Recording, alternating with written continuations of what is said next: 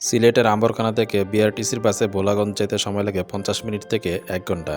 ভাড়া জনপ্রতি 75 টাকা। যাওয়ার পথে মালনীছড়া চা বাগান ও সিলেট এয়ারপোর্টের রানওয়ে চোখে পড়বে।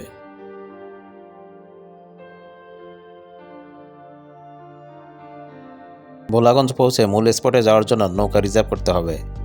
কোনো লোকাল নৌকায় যাওয়া যায় না। যাওয়া আসা মিলিয়ে একটা নৌকা রিজার্ভ ভাড়া 800 টাকা। এক নৌকায় সর্বোচ্চ 8 জন যাওয়া যায়, অর্থাৎ জনপ্রতি খরচ 100 টাকা।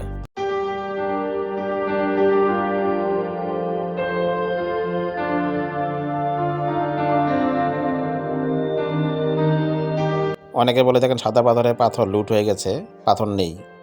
তাদের কথা আংশিক সত্য, পাথর পুরোপুরি লুট হয়নি, বাট এখানে বড় পাথরের সংখ্যা কিন্তু খুব কম, ছোট পাথরের সংখ্যাই বেশি।